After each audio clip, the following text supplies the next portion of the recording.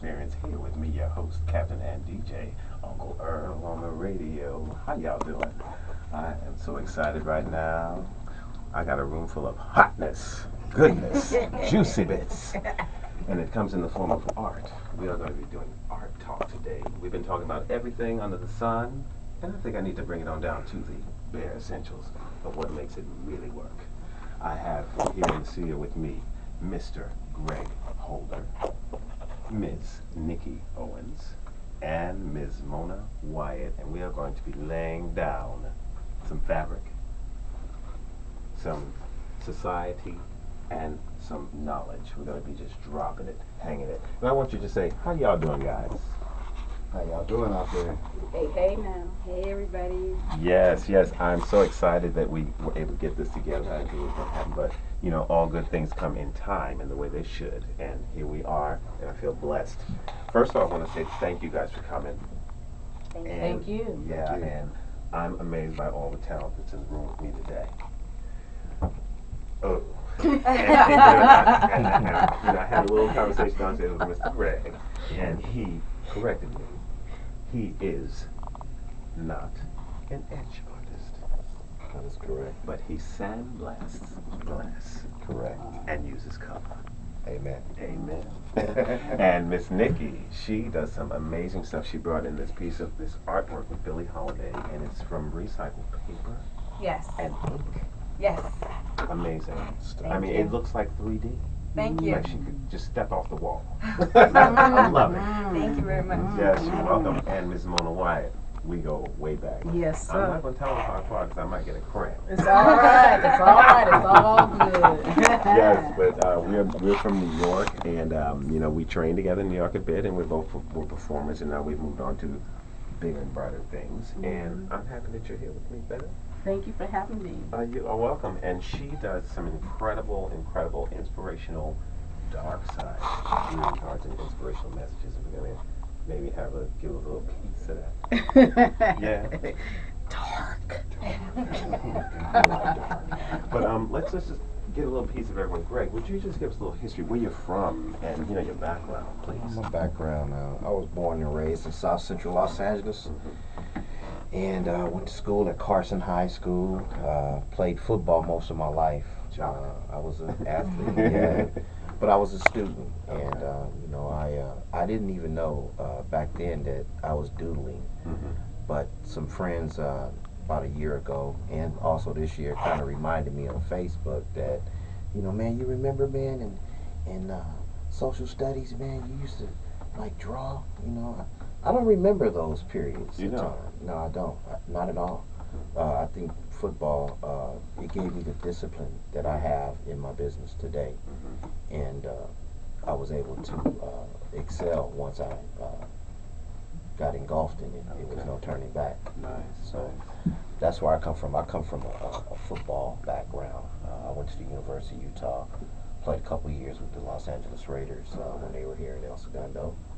And you know, after that, you know, my football career was very short. That's what the NFL stands for, not for long. But I've been blessed. I've been blessed by God to still use my hands. Yes.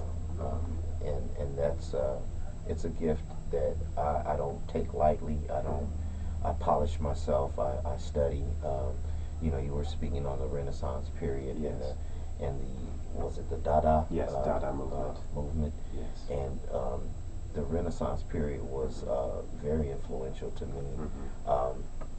Michelangelo, you know, guys like that, Picasso, Cezanne, Gauguin. yes sir, Yeah, you know, and then Lacy Hughes threw his little thing up in there, and you know, Right. flipped it up on Excellent, him, you know. excellent. Yeah. So, you know, that's been my world for the last 12 years. You know, there's another dark side of the glass man, and my skills really, I honed in on my skills when I went to prison. And I had been a forgery artist in the streets doing wrong, and I had a really good career at it, so I thought, you know, but I did it for 3 years and made a lot of money doing it. But I knew deep down in my spirit that I was wrong, and I was stopped in my tracks, and I was sent to prison for 16 months. Mm-hmm. But I was absolutely supposed to get 16 years. Wow. And I got an opportunity. That was a blessing. Yeah.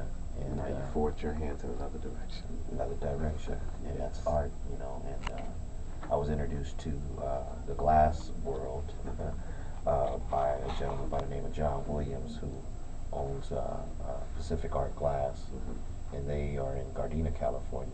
Okay. And so, you know, the first year that I got the opportunity to come in and make my own business, you know, I looked at it as a great opportunity, and I never looked back. I never looked back to doing any type of crime, hanging out with any of my old crimies, and I just moved forward.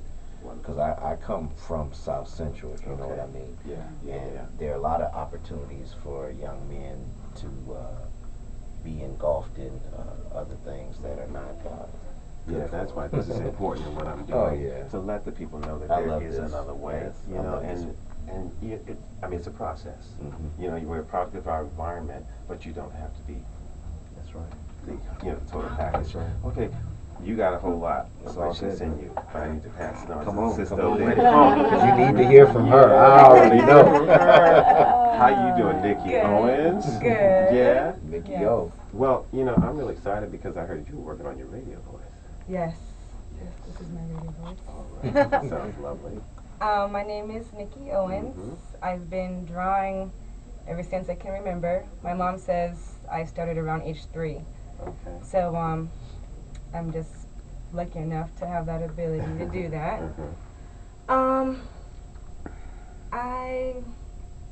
What were your inspirations, you know? Well, growing up, I really looked up to Salvador Dali, Norman Rockwell. I watched a lot of television.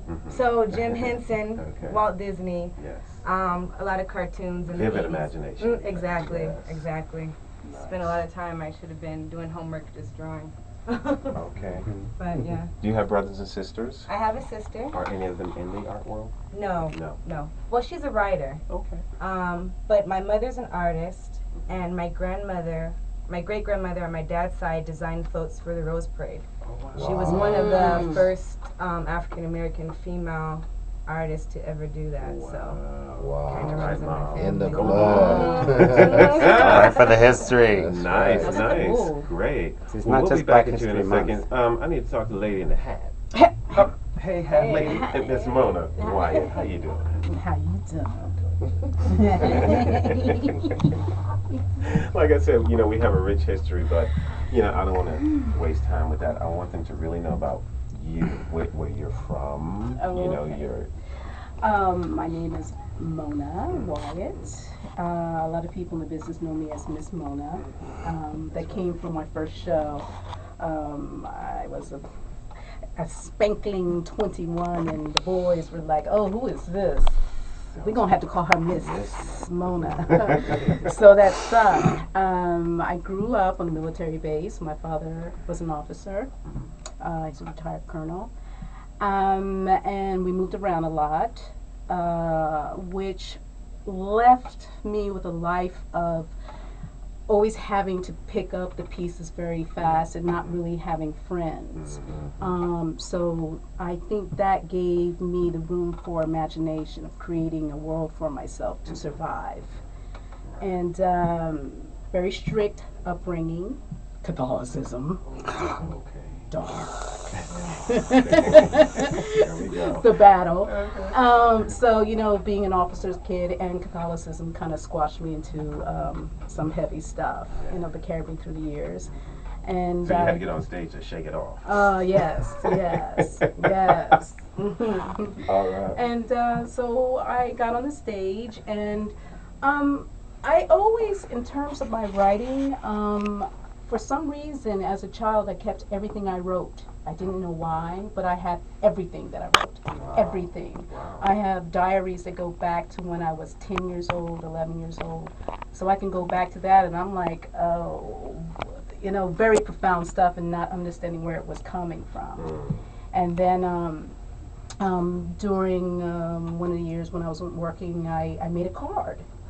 and it was original and different, and I sent it out, and then here it is 26 years later.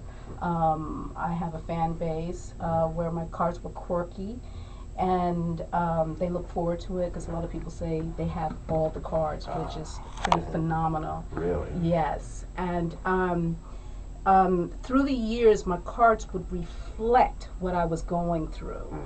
And then I went through some heavy stuff, and it got very dark. All right. Well, we're gonna hold off on that because everybody's been through some things. I want to get to those places when we come back right after this. But right now, we're gonna enjoy a little bit of more music with Sly and Family Stone. Oh, So y'all check this out, and we'll be right back. Word up.